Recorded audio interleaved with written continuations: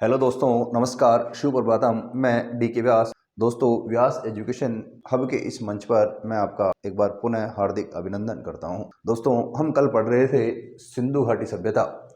Indus valley civilisation में हमने कल उसका सामान्य परिचय देखा, उसका क्षेत्र देखा कि कहाँ तक विस्तृत है, उसमें कौन सी लिपि प्रचलित है। ठीक है दोस्तों, और आज हम पढ़ने वाले हैं जो सिंधु सभ्यता के प्रमुख स्थल है, उन स्थलों के बारे में कि कौन कौन सी जगह पे कौन कौन से स्थल अवस्थित हैं। दोस्तों, बात करें हम सिंधु सभ्यता के स्थलों की। सिंधु सभ्यता के स्थल, ठीक है दोस्तों, मैंने कल आपको बताया था कि सिंधु सभ्यता का विस्तार 3 देशों में, कौन कौन से देशों में दोस्तों? 3 देशों में सिंधु सभ्यता विस्तृत है। कौन कौन से? भारत, पाकिस्तान और अफगानिस्तान। अफगानिस्तान। मैंने कल आपको बताया दोस्तों, सिंधु सभ्यता के सर्वाधिक स्थल लगभग 2000 के आसपास स्थल भारत में अवस्थित हैं, जबकि पाकिस्तान में दूसरे नंबर पर और अफगानिस्तान में सबसे कम सिंधु सभ्यता के स्थल अवस्थित हैं। हम बात करें दोस्तों सबसे पहले अफगानिस्तान की, तो बात करें दोस्तों अफगानिस्तान। अफगानिस्तान में दोस्तों सिंधु सभ्यता का एक स्थल अवस्थित है जिसका नाम है मुंडीगौक। मुंडीगौक कौन सा स्थल है दोस्तों?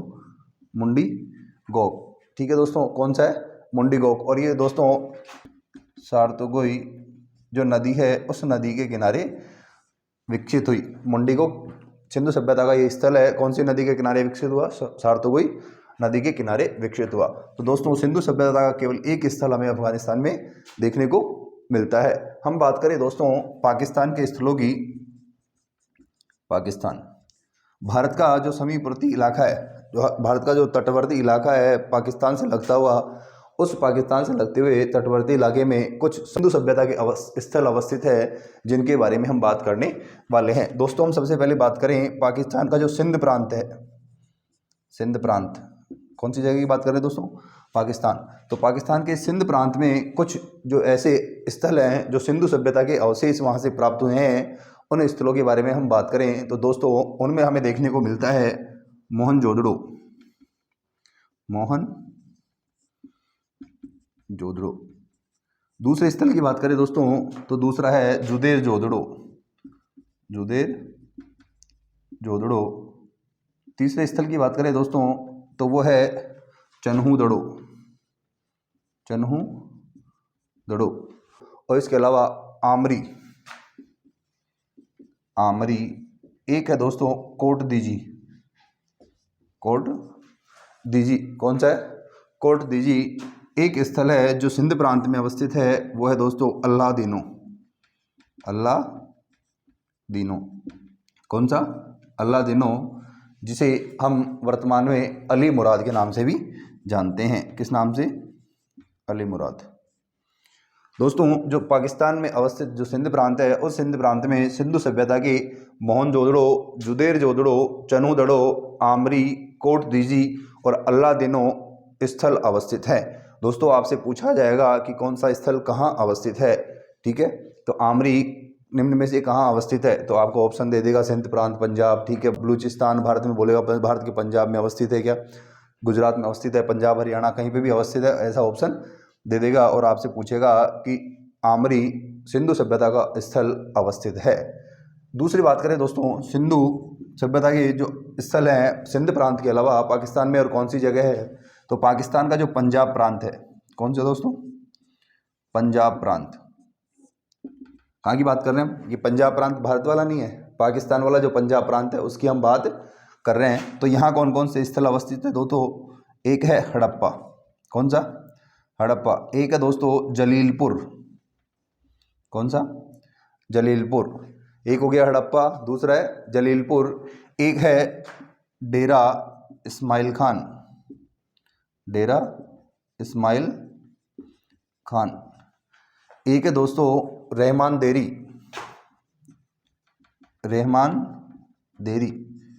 ठीक है दोस्तों, ये स्थल कहाँ स्थित है?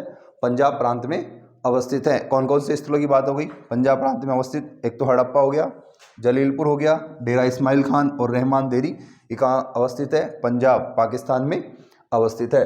अब नेक्स्ट हम बात करें दोस्तों जो तीसरे जो तीसरा प्रांत है पाकिस्तान का, उसे कहते हैं बलूचिस्तान। बलूचिस्तान कौन सा प्रांत? बलूचिस्तान प्रांत में कौन कौन से सिंधु सभ्यता के स्थल अवस्थित है, अब उनके बारे में हम बात करने वाले हैं। तो बलूचिस्तान में हम देखें दोस्तों तो एक पहला स्थल है वो है सुतकांगे डोर। सुतकांगे डोर कौन सा स्थल हो गया? सुतकांगे डोर हो गया। दूसरा देखें हम दोस्तों डाबरकोट। डाबरकोट कौन सा हो गया? डाबरकोट। एक हो गया दोस्तों बालाकोट। बालाकोट। एक हो गया दोस्तों सुतकाकेको। सुतकाकेको, ठीक है, सुतकाकेको। कौन कौन से हो गए? सुतकांगे डोर, डाबरकोट, बालाकोट, सुतकाकेको और क्वेटा घाटी। इंपॉर्टेंट है दोस्तों, क्वेटा घाटी, ठीक है, नवीन स्थलों में खोजा गया है क्वेटा घाटी। और ये बहुत ज़्यादा पूछे जाने वाले प्रश्न इनमें से हैं, इनको हम विस्तार से पढ़ेंगे आगे। क्वेटा घाटी हो गई। एक हो गई राना गुड़ई।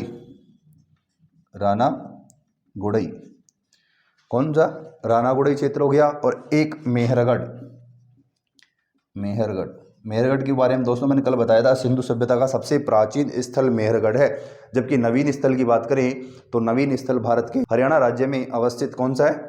भिराना स्थल है। कौन सा है? भिराना है। तो सबसे प्राचीन कौन सा है? मेहरगढ़ है। तो इनके बारे में विस्तार से हम पढ़ने वाले हैं दोस्तों। कौन कौन से हो गए? अफगानिस्तान में मुंडीगांव, जो मुंडीगांव है वो सौरदुई नदी के किनारे अवस्थित है। पाकिस्तान का जो सिंध प्रांत, पंजाब और बलूचिस्तान प्रांत में कौन कौन से सिंधु घाटी सभ्यता की स्थल अवस्थित है, जो कि इंपॉर्टेंट है एग्जाम के पॉइंट ऑफ व्यू से, उनको आप सबको देखने वाले हैं दोस्तों। एक बार आप इसको नोट कर लीजिए। इसके बाद हम देखेंगे कि भारत के किस किस राज्य में कौन कौन से स्थल अवस्थित है। दोस्तों हम सिंधु सभ्यता के स्थलों के बारे में बात कर रहे थे। हमने देख लिए अफगानिस्तान में कौन सा स्थल अवस्थित है, पाकिस्तान में कौन कौन से स्थल अवस्थित है। अब हम बात कर रहे हैं भारत में कौन कौन से स्थल अवस्थित हैं, कौन कौन सी जगह पर कौन कौन से स्थल अवस्थित है। सबसे पहले दोस्तों हम भारत में बात करें कश्मीर की। मैंने कल आपको बताया था दोस्तों, सिंधु सभ्यता का जो उत्तरतम स्थल है उसे कहते हैं मांडा, ठीक है। वो कहाँ अवस्थित है दोस्तों? वो जम्मू एंड कश्मीर में अवस्थित है, चिनाब नदी के किनारे। अब दोस्तों दूसरी बात करें हम पंजाब राज्य की। पंजाब राज्य में दोस्तों संगोल, कौन सा स्थल? संगोल। दूसरा है चंडीगढ़, चक 86, रोपड़ और बाड़ा। ये सिंधु सभ्यता के स्थल कहाँ अवस्थित है? पंजाब राज्य में अवस्थित है। अब नेक्स्ट दोस्तों इनको सब विस्तार से हम समझेंगे। पहले हम सिंधु सभ्यता के पूरे जो जितने भी समीकरण हैं उन सब समीकरणों के बारे में अध्ययन करेंगे। उन समीकरणों को समझने के बाद हम इनके स्थलों को देखेंगे कि किस किस स्थल से कौन कौन सी वस्तुएं प्राप्त हुई है। तो हम देखेंगे पहले सिंधु सभ्यता का नगर नियोजन कैसे था, यहाँ की जो हमने भाषा कल पढ़ी ली। नगर नियोजन के अलावा यहाँ का जो आर्थिक जीवन है, धार्मिक जीवन है, यहाँ की मुद्राएं कौन कौन सी है, उनके बारे में पढ़ेंगे, ठीक है। नगर जो सिंधु सभ्यता है उसकी क्या क्या विशेषताएं हैं, उन विशेषताओं के बारे में अध्ययन करेंगे, ठीक है दोस्तों। हम केवल ये देख रहे हैं कि कौन से राज्य में कौन सा स्थल अवस्थित है। तो अभी अपन को केवल इतना ध्यान रखना है कि इस राज्य में ये स्थल अवस्थित है। तो पहले मैंने बताया कश्मीर में मांडा। दूसरा पंजाब की बात करें तो संगोल, चंडीगढ़, ठीक है, चक 86, ठीक है, रोपड़ हो गया और बाड़ा कहाँ अवस्थित है? पंजाब राज्य में अवस्थित है। हम बात करें दोस्तों हरियाणा की। हरियाणा में भगवानपुरा, बनमाली, मीठादल, कुनाल, राखीगढ़ी और भिराना। दोस्तों ये स्थल कहाँ अवस्थित है? ये सब कहाँ अवस्थित है? हरियाणा राज्य में अवस्थित है। दोस्तों मैंने भिराना की बात की। भिराना सिंधु सभ्यता का खोजा गया सबसे नवीन स्थल है, जिसकी खोज 2016 में की गई थी। दोस्तों हम बात करें राजस्थान। राजस्थान राज्य में कौन कौन से ऐसे स्थल हैं जो कहाँ अवस्थित है? राजस्थान में अवस्थित है। तो सिंधु सभ्यता के स्थल है, एक तो कालीबंगा है, एक बालाथल है और एक डेरा तारखानवाला। दोस्तों ये दोनों, डेरा तारखानवाला श्री गंगानगर में है, कालीबंगा हनुमानगढ़ और बालाथल उदयपुर जिले में अवस्थित है। इनको विस्तार से हम जब पढ़ेंगे पूरा तब देखेंगे। गुजरात। गुजरात राज्य में देखें दोस्तों, मैंने कल भी बताया कि भारत में सर्वाधिक सिंधु सभ्यता के स्थल गुजरात राज्य में अवस्थित है। कौन से राज्य में? गुजरात राज्य में मिले हैं। और गुजरात राज्य में कौन कौन से स्थल है? लोथल हो गया, रंगपुर हो गया, मालवण हो गया, कुंतासी हो गई, रोजदी, भगतराव, ठीक है दोस्तों। ये भगतराव है। हम महाराष्ट्र में एक दायमाबाद पढ़ेंगे, उस दायमाबाद को या भगतराव, ठीक है, क्या या भगत राव के नाम से जाना जाता है। तो दोनों अलग अलग दोस्तों, भगत राव आए या भगत राव आए, तो या भगत राव तो महाराष्ट्र में और भगत राव गुजरात में अवस्थित है। दोस्तों देखेंगे धोलावीरा। धोलावीरा के बाद देसलपुर, प्रभासपट्टन, सुरकोटड़ा और जूनीकरण, ये सभी स्थल कहाँ अवस्थित है? गुजरात राज्य में अवस्थित हैं। दोस्तों हम बात करें उत्तर प्रदेश, तो उत्तर प्रदेश में हमने देखा दोस्तों आलमगीरपुर, जो कि सिंधु सभ्यता का सबसे पूर्वी इलाका था। ठीक है, कौन सा पूर्वी इलाका था? वो कौन सा था? आलमगीरपुर। तो बात करें तो दूसरा है दोस्तों हुलास, और नेक्स्ट है बड़ागांव। ये स्थल कहाँ अवस्थित है? उत्तर प्रदेश राज्य में अवस्थित है। दोस्तों अब हम बात करें महाराष्ट्र की। महाराष्ट्र में दोस्तों दाइमाबाद, जिसे या भगत राव के नाम से भी जाना जाता है, जो सिंधु सभ्यता का दक्षिणतम स्थल है। कौन सा है? दक्षिणतम। पश्चिमी स्थल की बात करें तो पश्चिमी स्थल है दोस्तों कौन सा? बलूचिस्तान में स्थित है। बलूचिस्तान में स्थित कौन सा है? सूतकांगे डोर। कौन सा है दोस्तों? सूतकांगे डोर है। तो हमने देखा कि जो प्रारंभ में जो सिंधु सभ्यता है, और सिंधु सभ्यता का प्रारंभिक स्वरूप त्रिभुजाकार था, लेकिन वर्तमान में इसके अनेक ऐसे स्थल खोज लिए गए तो वर्तमान में इसकी आकृति समचतुर्भुजाकार स्थिति हो गई है। तो प्रारंभ में कैसी थी? त्रिभुजाकार, और वर्तमान में कैसी है? समचतुर्भुजाकार इसकी स्थिति है। दोस्तों ये सभी स्थलों के बारे में हमने देख लिया, कौन सा स्थल कहाँ अवस्थित है। इनको डिटेल से हम पढ़ेंगे। पहले इसके बारे में देखेंगे कि सिंधु सभ्यता का नगर नियोजन कैसा था, इसकी विशेषताएं क्या क्या है। उसके बाद हम एक एक स्थल को देखने वाले हैं कि किस स्थल से हमें कौन कौन से साक्ष्य मिले हैं, उसकी खोज कब हुई है, ठीक है, किसने उसकी खोज की, वो सब हम डिटेल से देखेंगे। एक बार आप इसको नोट कर लीजिए। दोस्तों स्थल देख लिए अपन ने। अब हम बात करेंगे कि जो सिंधु सभ्यता के लोग हैं वो किस प्रकार के थे, उनकी प्रजाति क्या थी। ठीक है, तो हम बात करें सिंधु सभ्यता के निर्माता। किनकी बात करेंगे? सिंधु सभ्यता के निर्माता। दोस्तों अनेक स्थलों से जब हमें साक्ष्य मिले तो उन साक्ष्यों में मुख्यतः हमें 4 प्रकार की प्रजातियां, कितने प्रकार की? 4 प्रकार की प्रजातियों के क्या मिले? साक्ष्य मिले। अर्थात हमें ये देखने को मिला कि जो सिंधु घाटी सभ्यता है, इस सिंधु घाटी सभ्यता में मुख्यतः 4 प्रकार के लोग निवास करते थे, 4 प्रकार की प्रजातियां निवास करती थी। उनमें देखें दोस्तों हम सबसे पहले वो है भूमध्य सागरीय। भूमध्य सागरीय, ठीक है दोस्तों। जो ये भूमध्य सागरीय लोग थे, इनकी संख्या सर्वाधिक थी सिंधु घाटी सभ्यता में। इसलिए जो भूमध्य सागरीय लोग हैं इन्हें सिंधु घाटी सभ्यता का निर्माता कहा जाता है। सिंधु घाटी सभ्यता का निर्माता कहा जाता है। तो किन्हें कहा जाता है सिंधु घाटी सभ्यता का निर्माता? जो भूमध्य सागरीय प्रजाति के लोग थे, इन्हें सिंधु घाटी सभ्यता का निर्माता कहा जाता है, क्योंकि इनकी संख्या सिंधु घाटी सभ्यता में सर्वाधिक थी। दूसरा बात करें हम दोस्तों, वह है प्रोटो ऑस्ट्रेलियाइड। प्रोटो ऑस्ट्रेलियाइड, ठीक है। तीसरा हम बात करें दोस्तों तो तीसरा है मंगोलियन। और चौथा है दोस्तों वो है अल्पाइन। तो दोस्तों सिंधु घाटी सभ्यता में मुख्यतः ये 4 प्रकार की प्रजातियां निवास करती थी। कौन कौन सी? भूमध्य सागरीय, प्रोटो ऑस्ट्रेलियाइड, मंगोलियन और अल्पाइन। दोस्तों अब एग्जामिनर क्वेश्चन क्या पूछता है? क्या एग्जामिनर क्वेश्चन पूछता है दोस्तों कि इनका संख्या की दृष्टि से सही क्रम बताइए। सिंधु घाटी सभ्यता में अवस्थित प्रजातियों का संख्या की दृष्टि से सही क्रम बताइए। तो हमें सही क्रम बताना है तो दोस्तों सबसे ज़्यादा कौन था? भूमध्य सागरीय। सबसे ज़्यादा कौन?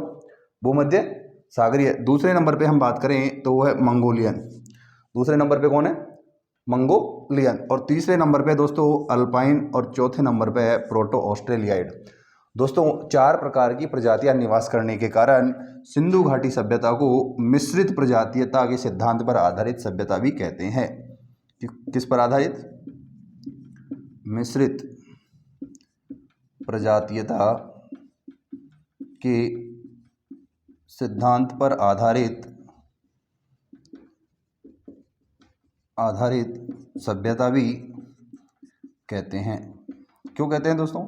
यहाँ 4 प्रकार की प्रजातियां निवास करती थी, और 4 प्रजातियों के निवास करने के कारण इसे मिश्रित प्रजातीयता के सिद्धांत पर आधारित सभ्यता के नाम से भी जाना जाता है। तो दोस्तों हमने देखा कि जो सिंधु सभ्यता के निर्माता है, वो सिंधु सभ्यता के निर्माता हैं भूमध्य सागरीय, प्रोटो ऑस्ट्रेलियाइड, मंगोलियन और अल्पाइन।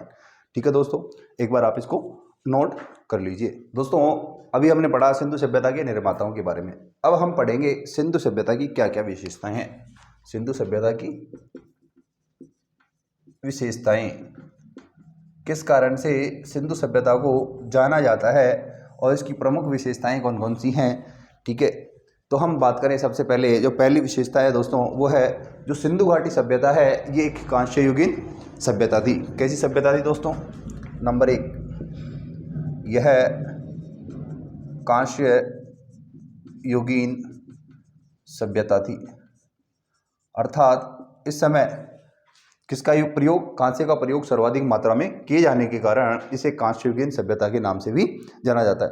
दोस्तों यहाँ तांबे का और पत्थर का प्रयोग भी किया जाता था, सोने का, चांदी का, अन्य वस्तुओं का भी प्रयोग किया जाता था, परंतु सर्वाधिक प्रयोग कांसे का किया जाने के कारण इसे कांस्य युगीन सभ्यता नाम दिया गया। दोस्तों बात करें जो सिंधु घाटी सभ्यता के लोग हैं वो लोहे से अपरिचित थे। किससे?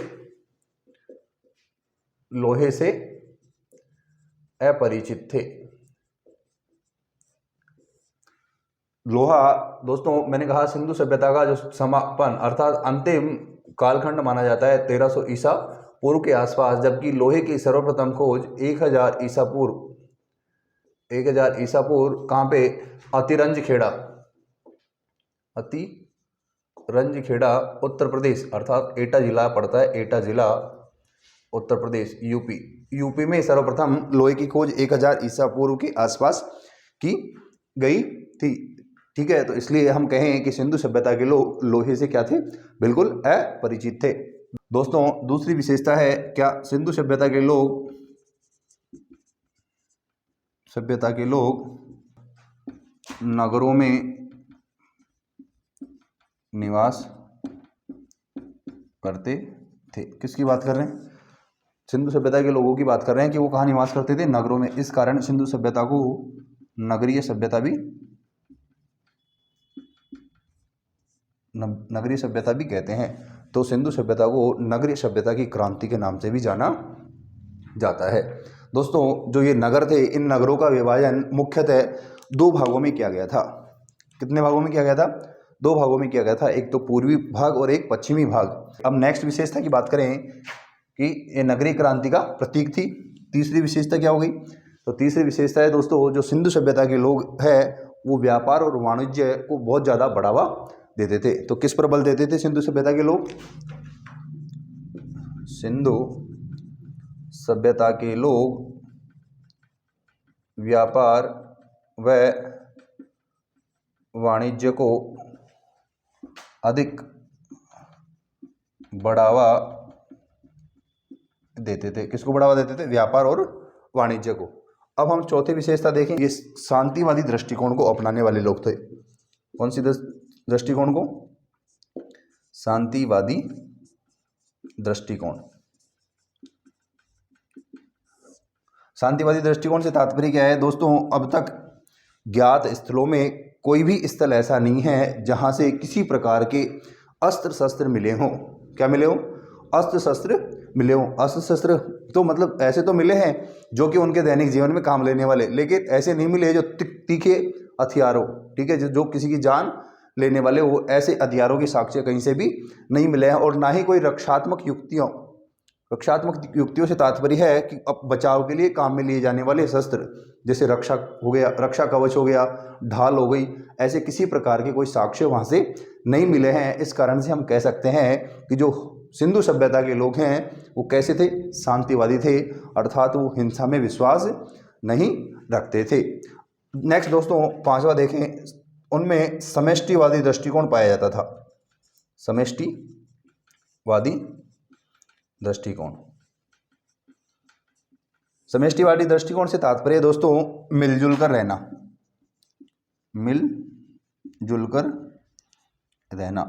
तो वो लोग कैसे रहते थे? मिलजुल कर रहते थे।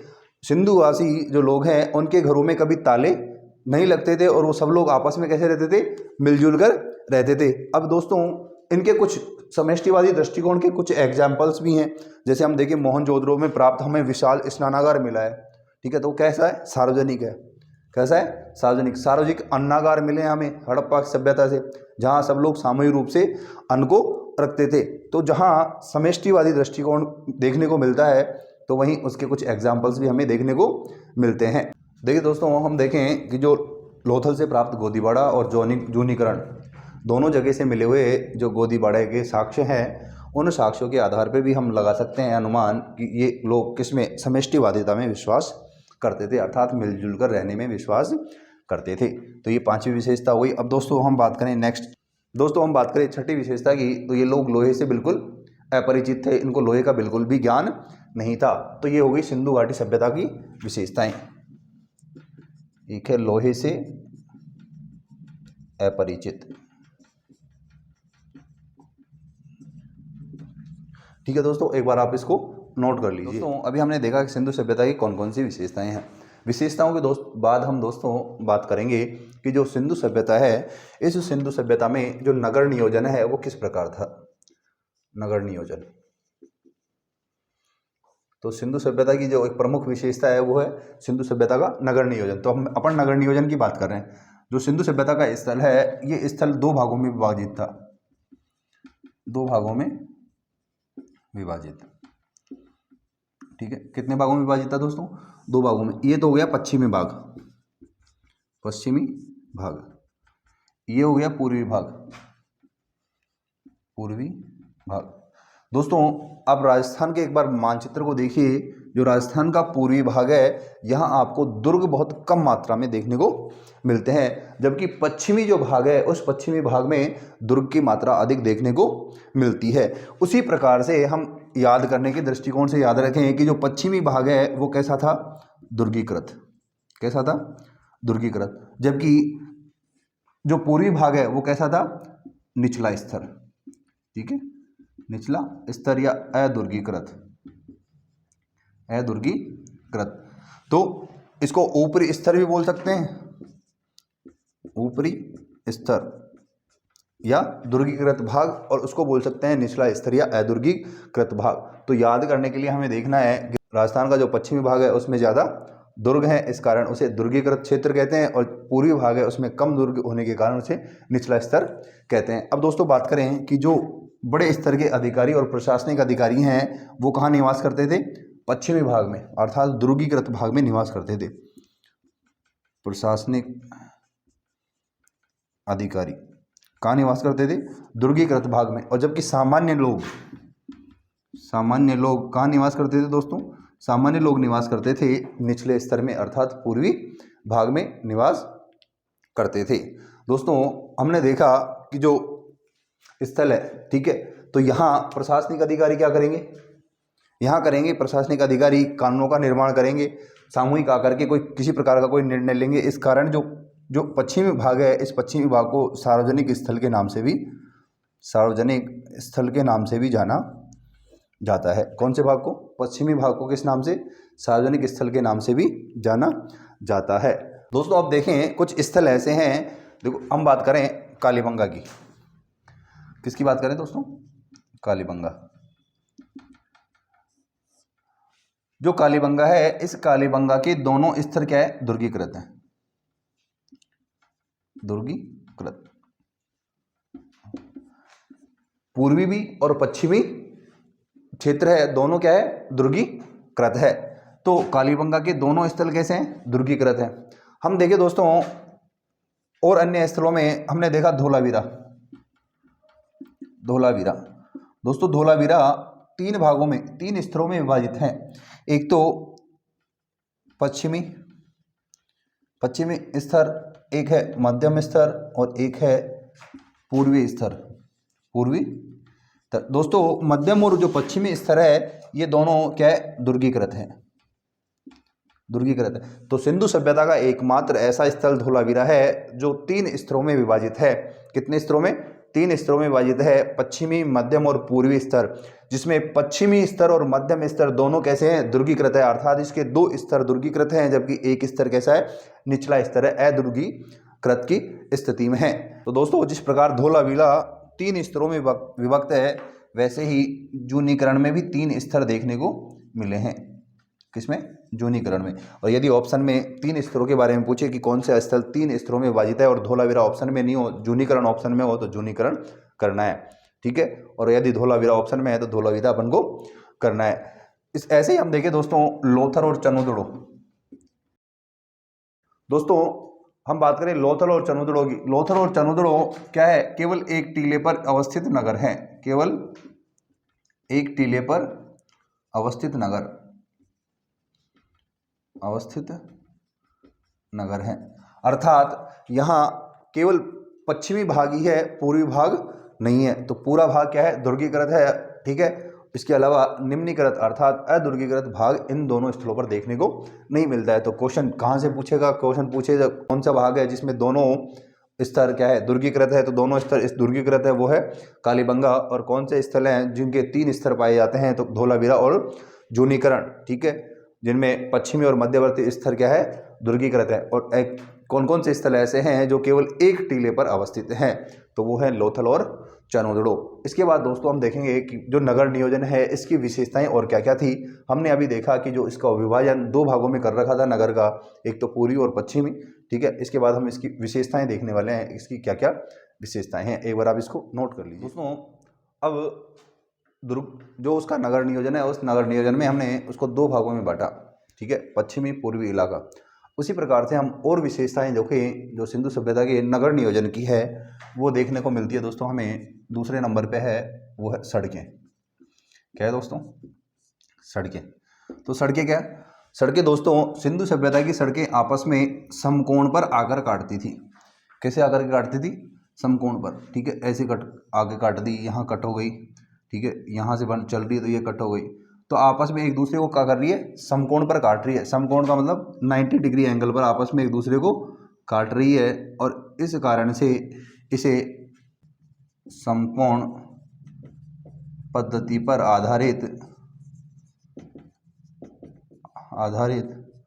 सड़कें भी कहते हैं, ठीक है। और इसके नाम क्या क्या दिए दोस्तों? इसके नाम दिए चेसबोर्ड पद्धति। चेसबोर्ड पद्धति कौन सी? चेसबोर्ड पद्धति। और दूसरा नाम दिया दोस्तों ऑक्सफोर्ड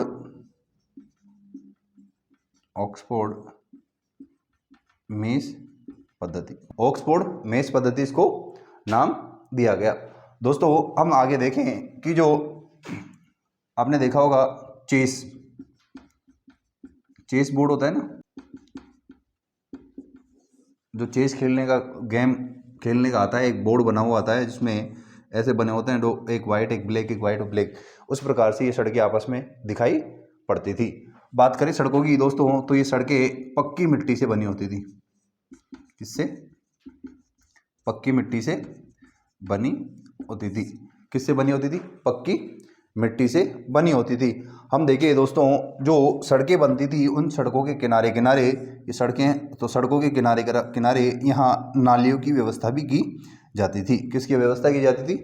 नालियों की व्यवस्था भी की जाती थी। किसके किनारे किनारे? सड़कों के दोनों तरफ किसकी व्यवस्था की जाती थी?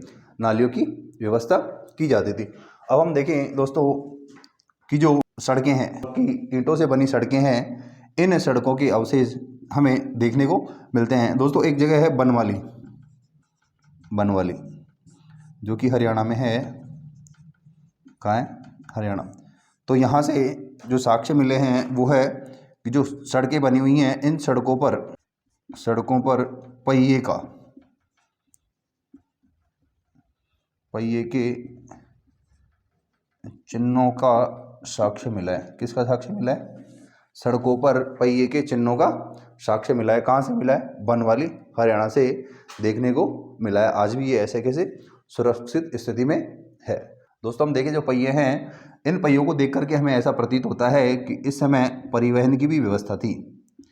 परिवहन की भी किसकी व्यवस्था थी? परिवहन की व्यवस्था थी। और ऐसा माना जाता है कि इस समय जो परिवहन का प्रमुख साधन था, परिवहन का प्रमुख साधन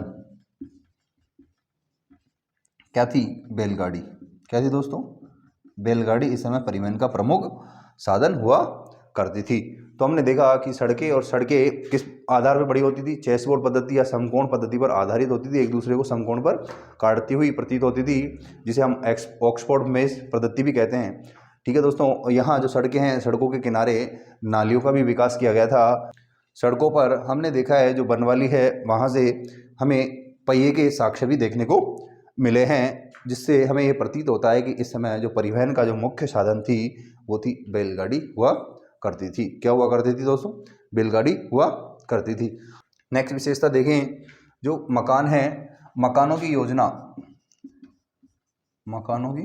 योजना किस पर आधारित होती थी? आंगन पर आधारित होती थी।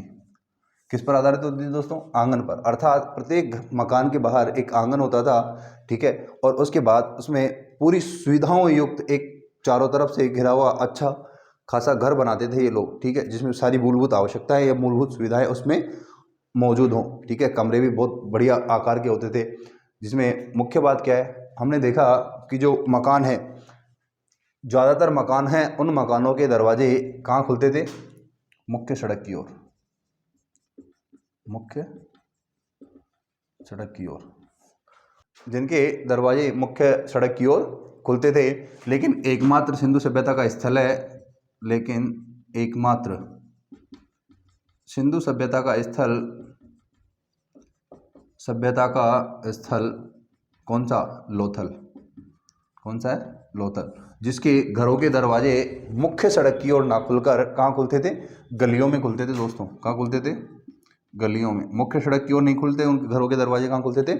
जो सकरी गलियाँ थी उन गलियों की ओर उनके दरवाजे खुलते थे। तो हमने देखा नगर नियोजन में उसका जो नगर का भाग किस प्रकार से उनका बंटवारा कर रखा है, सड़कें कैसी थी, हमने देखा मकान की योजना किस प्रकार की होती थी। हम देखें नेक्स्ट दोस्तों, जो सिंधु सभ्यता के लोग हैं, मैंने बताया कि अधिकांशतः किसका? पक्की ईंटों का प्रयोग करते थे। किसका प्रयोग करते थे? पक्की ईंटों का प्रयोग करते थे। और वो पक्की ईंटें दोस्तों 4 प्रकार की होती थी। पक्की ईंटें कितने प्रकार की होती थी? 4 प्रकार की। 4 प्रकार की होती थी। कौन कौन सी? एक तो ईंट होती थी जिसकी शेप होती थी 4:2:1, जो कि मकानों के निर्माण में इसका प्रयोग किया जाता था। जिसका प्रयोग कहाँ किया जाता था? मकानों के निर्माण में इसका प्रयोग किया जाता था, जिसे हम कहें कि ये आयताकार ईंटें होती थी। आयताकार ईंटें होती थी। आयताकार ईंटें होती थी जिनका प्रयोग मकानों के निर्माण के लिए किया जाता था। दूसरी बात करें दोस्तों, तो दूसरी कौन सी ईंटें हैं? तो दूसरी ईंटें हैं दोस्तों एल आकार की। एल आकार की ईंटें। किस आकार की? एल आकार की ईंटें, और जिनका प्रयोग किसके लिए किया जाता था? जो मकान बनते थे, उन मकानों में जो कोने बनते थे, उन कोनों के लिए इनका प्रयोग किया जाता था। तो मकानों के कोनों के लिए किया जाता था, ठीक है। नेक्स्ट देखिए दोस्तों, तीसरी कौन सी? तीसरी वो है दोस्तों वक्राकार ईंटें। वक्राकार ईंटें। वक्राकार ईंटें दोस्तों इस प्रकार की, ठीक है। तो इस प्रकार की ईंटों का प्रयोग ये कुओं के निर्माण करने के लिए किया जाता था। कुओं के निर्माण के लिए। किसके निर्माण के लिए? कुओं के निर्माण के लिए। और जो चौथी ईंट थी दोस्तों वो है टी आकार की ईंटें। टी आकार की ईंटें। दोस्तों जो टी आकार की ईंटें हैं, इनका प्रयोग मकानों में सीढ़ियाँ बनाने के लिए किया जाता था। क्या बनाने के लिए? सीढ़ियाँ बनाने के लिए किया। तो ये हो गई दोस्तों, या पक्की ईंटों का प्रयोग किया जाता था, और पक्की ईंटों का प्रयोग मकानों के निर्माण में, ठीक है, मकानों के कोनों के निर्माण के लिए प्रयोग में लिया जाता था, कुओं के निर्माण के लिए प्रयोग में किया जाता था, मकानों में जो सीढ़ियाँ हैं उन सीढ़ियों के बनाने के लिए किसका प्रयोग किया जाता था? इन पक्की ईंटों का प्रयोग किया जाता था। तो दोस्तों हमने देखा कि जो ईंटें हैं, ठीक है, उनका प्रयोग कहाँ कहाँ किया गया। हमने देखा दोस्तों जो कालीबंगा एक स्थल है, कालीबंगा। दोस्तों जो कालीबंगा में हमें अलंकृत फर्शों की, अलंकृत फर्श के साक्ष्य मिले हैं। किसके? जो पक्की ईंट से बनी हुई है एक अलंकृत फर्श है, जिस पर किसी न किसी प्रकार से कुछ न कुछ अंकित किया हुआ है, कुछ बनाया हुआ है, ठीक है, भाव चित्रात्मक रूप से उस पर कुछ प्रदर्शित कर रखा है। तो ये हमें कहाँ से देखने को मिलता है? कालीबंगा से देखने को मिलता है। हम दोस्तों नेक्स्ट बात करें कि जो बनवाली है, ठीक है, वहाँ से क्या मिला हमें? पहिए के आविष्कार, ठीक है, किसके ऊपर से? सड़क के ऊपर से किसी परिवहन गाड़ी के गुजरने के साक्ष्य मिले हैं। अब नेक्स्ट बात करें दोस्तों चनोदड़ों की, किसकी? चनोदड़ों, ठीक है। तो चनोदड़ों पर जो फर्श बिछी हुई है अलंकृत, ठीक है, तो उस पर एक बिल्ली के भागने के अवशेष हमें, ठीक है, मिले हैं कि एक बिल्ली है जिसके पीछे कौन भाग रहा है? कुत्ता पीछे भाग रहा है। उसके साक्ष्य हमें कहाँ से मिले हैं? चनोदड़ों से देखने को मिले हैं। अब दोस्तों इसके आगे हम बात करेंगे जल निकासी की, ठीक है, एक बार आप इसको नोट दोस्तों। अब हम बात करेंगे जो सिंधु सभ्यता है, उस सिंधु सभ्यता में जल निकासी की क्या व्यवस्था थी। तो मैंने बताया दोस्तों, जो सिंधु सभ्यता के जो सड़क होते थे, उन सड़कों के किनारे किनारे किसका निर्माण किया जाता था? नालियों का निर्माण किया जाता था। कालीबंगा से हमें दोस्तों, कालीबंगा से लकड़ी से बनी, लकड़ी से निर्मित नालियों के अवशेष मिले हैं। किसके? लकड़ियों से निर्मित नालियों के अवशेष मिले हैं दोस्तों। लेकिन इस समय की जो नाली व्यवस्था थी, सबसे बड़ी समस्या यह थी दोस्तों कि जो ये नालियाँ थी, इनका कोई प्रॉपर रूप से निकास का कोई एक निर्धारित स्थान नहीं था। ये मान लो कि ये सड़क है और सड़क के किनारे कोई कुआं बना हुआ है, तो ये नालियों का गंदा पानी जाकर के इस कुएं में ही समाहित हो जाता था, जिससे जो कुएं का जल है वो क्या हो जाता था? प्रदूषित हो जाता था। तो दोस्तों इनकी प्रॉपर रूप से कोई व्यवस्था नहीं थी, क्योंकि ये गंदा पानी जाकर के कहाँ मिल रहा था? इन कुओं में जाकर के मिल जाता था। इस कारण से जो कुएं का पानी है वो प्रदूषित हो जाता था। तो हमने देखा कि यहाँ की जो जल व्यवस्था है उसका प्रबंधन भी हमने देखा है दोस्तों। अब नेक्स्ट बात करें हम जो सिंधु सभ्यता के लोग हैं उनके आर्थिक जीवन के बारे में, आर्थिक जीवन के बारे में कि उनकी इनकम के सोर्स क्या क्या थे, वो किस किस प्रकार की गतिविधियां करते थे जिनके आधार पर उनका जीविकोपार्जन होता था। तो दोस्तों हम देखें, सबसे महत्वपूर्ण जो पक्ष है सिंधु वासियों का वो है कृषि और पशुपालन। कृषि व पशुपालन दोस्तों किस पर बल देते थे? कृषि और पशुपालन पर सर्वाधिक बल देते थे, जिस कारण से उनका आर्थिक या जीविकोपार्जन का काम चलता रहता था। हम देखें दोस्तों, जो कृषि में कौन कौन सी फसलें सिंधुवासी लोग उगाते थे, तो सिंधुवासी लोगों की फसलें, तो कौन कौन सी फसलों का वो प्रयोग करते थे वो दोस्तों हम देखते हैं। एक तो गेहूँ एंड जौ, गेहूँ और जौ का ये उनका मुख्य खाद्यान्न फसलें थी। कौन कौन सी? गेहूँ और जौ। इसके अलावा वो तिल का, मटर, राई, सरसों, गेहूँ, जौ, तिल, मटर, राई, सरसों, चावल, इसके अलावा बाजरा, कपास आदि फसलें बोया करते थे। ठीक है दोस्तों, जिनका मुख्य खाद्यान्न क्या था? गेहूँ और जौ। दोस्तों जो कपास है, कपास मूलतः सिंधु वासियों की देन है। किसकी देन है? सिंधु वासियों की देन है, जिसे जो सिंधु सभ्यता है, इस सिंधु सभ्यता के जो समकालीन सभ्यताएं हैं, उन समकालीन सभ्यताओं ने कपास को सिंडन की उपमा दी है। किसकी? सिंडन की। तो कपास किसकी देन है? सिंधु वासियों की देन है। और जो इसकी समकालीन सभ्यताएं हैं वो कपास को क्या नाम देती थी? सिंडन नाम देती थी। दोस्तों हम बात करें कि जो लोथल है, लोथल कहाँ दोस्तों? लोथल से चावल या धान, जिसको हम चावल बोले या धान की भूसी के क्या मिले? साक्ष्य मिले हैं। कहाँ से मिले हैं दोस्तों? लोथल से चावल व धान की भूसी के साक्ष्य मिले हैं। नेक्स्ट देखें दोस्तों हम कि मैंने आपको कल भी बताया था कि जो चावल के प्राचीनतम साक्ष्य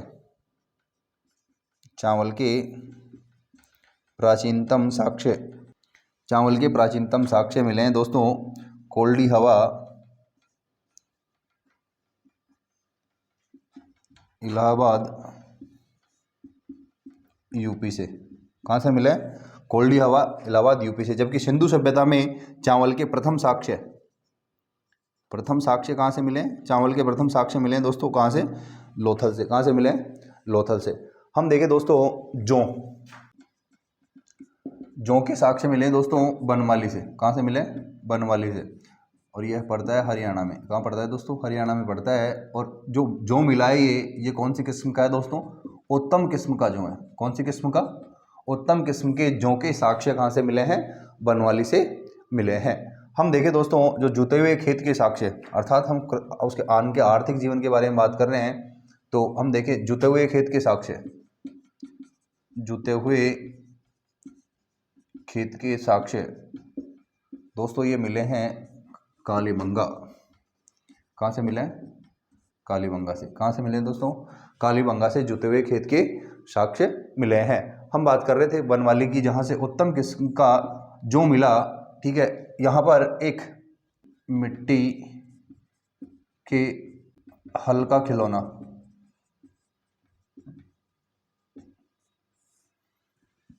मिट्टी के हल का खिलौना कहाँ से मिला है दोस्तों? बनवाली से मिला है। कहाँ से मिला है? बनवाली से। बनवाली से। और क्या मिला है? जो कि उत्तम किस्म के साक्ष्य कहाँ से मिले? बनवाली से मिले। हम दोस्तों बात करें जो सिंधु सभ्यता है, सिंधु सभ्यता में जो कृषि करते थे, इसमें मुख्यतः चावल की 3 किस्में, किसकी? चावल की 3 किस्में, व जौ की 2 किस्में उगाई जाती थी। कितनी? चावल की तो 3 किस्मों की उपज की जाती थी और जौ की 2 किस्मों की उपज यहाँ की जाती थी। हम देखें दोस्तों, जो सिंधु सभ्यता के लोग हैं, इन फसलों को काटने के लिए हंसिया का प्रयोग करते थे। किसका प्रयोग करते थे? हंसिया का प्रयोग करते थे। लेकिन ये किसी धातु की बनी हुई नहीं होती थी। किसकी बनी होती थी? पत्थर की बनी होती थी। किसकी बनी होती थी? पत्थर की बनी हुई होती थी। दोस्तों हम देखें कि जो सिंधु सभ्यता है, इन सिंधु सभ्यता में अब तक किसी प्रकार से कोई हल का साक्ष्य नहीं मिला है। किसका साक्ष्य नहीं मिला है? हल का। लेकिन ये हल के रूप में कुदाल, किसका? हल के रूप में किसका प्रयोग करते थे? कुदाल का प्रयोग करते थे। किसका प्रयोग करते थे? कुदाल। एक दोस्तों हल नुमा एक हथियार आता है जिसे कहते हैं कुदाल, उसका प्रयोग ये लोग करते थे। अब दोस्तों देखें, एक इम्पोर्टेंट बात और है कि जो सिंधु सभ्यता के लोग हैं, ये रागी से भी परिचित नहीं थे। रागी से परिचित नहीं थे। किससे परिचित नहीं थे? रागी से भी परिचित नहीं थे। दोस्तों इसके बाद हम देखेंगे पशुपालन। क्या देखेंगे? सिंधु सभ्यता के लोग कौन कौन से पशु पालते थे, उनका मुख्य पशुपालन में कौन से पशुओं पर अधिक बल रहता था। एक बार आप इसको नोट कर लीजिए। मैंने अभी बताया दोस्तों, सिंधुवासी लोग हैं वो कृषि और पशुपालन पर अधिक बल देते थे। हम देखें जो सिंधुवासी लोग हैं, इनका जो पवित्र पशुओं में हम देखें कि ये किस किस को पवित्र मानते थे। एक दोस्तों कुकुदमान वृषभ। कौन सा? कुकुदमान वृषभ, जिसे हम कहें कुबड़ वाला बैल। कुबड़ वाला बैल। दूसरी बात करें दोस्तों, एक सरंगी बैल। एक सरंगी बैल। दोस्तों आपने मूवी देखी हो मोहनजोदाड़ो, उस मोहनजोदाड़ो में आपको देखने को मिला होगा एक सरंगी बैल। ठीक है, तो एक सरंगी बैल को क्या मानते थे? ये पवित्र मानते थे। ठीक है, इसके अलावा ये लोग पशुपालन में बकरी, भेड़, भैंस, ठीक है, कुत्ता आदि का पालन किया करते थे। किस किस का? कुकुदमान वृषभ, एक संगी बैल, बकरी, भेड़, भैंस, कुत्ता, हाथी। ठीक है, हाथी का भी ये लोग क्या करते थे? पशुपालन में प्रयोग करते थे। दोस्तों हम देखें कि जो कुकुदमान बैल है, इस कुकुदमान बैल को और एक संगी बैल को ये बहुत अधिक पवित्र मानते थे। और यहाँ की जो मुद्राएं हैं, इन मुद्राओं में इन दोनों के अंकन भी देखने को हमें मिलते हैं। दोस्तों हम देखें कि जो सिंधु सभ्यता के लोग हैं, ये हाथी से भी परिचित थे। तो हाथी के साक्ष्य दोस्तों, हाथी के साक्ष्य मिले हैं कहाँ से? रोजदी से। रोजदी गुजरात। कहाँ से मिले हैं दोस्तों? रोजदी गुजरात से हाथी के साक्ष्य मिले हैं। हम बात करें दोस्तों घोड़े के साक्ष्य, किसके? घोड़े के साक्ष्य है, तो घोड़े के साक्ष्य मिले हैं दोस्तों सुरकोटड़ा गुजरात। कहाँ से मिले? सुरकोटड़ा गुजरात से। किसके साक्ष्य मिले? घोड़े के साक्ष्य मिले हैं। देखो दोस्तों, यहाँ घोड़े के साक्ष्य मिले, लेकिन कब मिले? अंतिम चरणों में मिले। घोड़े के साक्ष्य कब मिले? अंतिम चरणों में। दोस्तों यहाँ जितनी भी मोहरें हैं, उन मोहरों पर घोड़े का अंकन नहीं मिलता है। नहीं मिलता है। तो दोस्तों घोड़े के जो साक्ष्य है वो अंतिम रूप से कहाँ से मिले हैं, सुरकोरडा से मिले हैं, जो कब मिले, अंतिम चरणों में मिले। लेकिन हमने देखा कि जो मोहरें हैं उन मोहरों पर घोड़े का अंकन नहीं मिलता है। किन पर? मोहरों पर अंकन नहीं मिलता है। दोस्तों हम देखें एक बार, तो घोड़े की जो मण मूर्ति है, घोड़े की मृण मूर्ति के साक्ष्य कहाँ से मिले? लोथल से मिले हैं। कहाँ से मिले? लोथल से मिले हैं। जो घोड़े की वर्ण मूर्ति है यहाँ से कहाँ से मिली है? लोथल से मिली है। हमने देखा कि जो हाथी के साक्ष्य है वो कहाँ से मिले? रोजदी से मिले हैं। दोस्तों बात करें गाय, गाय को इस समय पवित्र पशु माना गया, लेकिन अभी तक गाय के अभी तक कोई साक्ष्य नहीं मिले हैं दोस्तों, कोई साक्ष्य नहीं मिले हैं, और ना ही कोई मोहर पर इसका अंकन देखने को मिला है। जबकि एक श्रृंगी बैल और कुकुट मानव वृषभ का हमें अंकन देखने को मिलता है। तो दोस्तों अब हमने पशुपालन तक पढ़ लिया है, और हम आगे पढ़ेंगे व्यापार और वाणिज्य, ठीक है। इसके बाद हम पढ़ेंगे सिंधु सभ्यता के जो स्थल है उनको विस्तार रूप से देखेंगे, ठीक है। कौन सा स्थल कहाँ अवस्थित है, इसकी खोज किसने की, वहाँ कौन कौन से साक्ष्य हमें देखने को मिले हैं। दोस्तों हमारे व्यास एजुकेशन हब के इस मंच को अधिक से अधिक लाइक, शेयर और सब्सक्राइब करें। आपको बहुत बहुत धन्यवाद।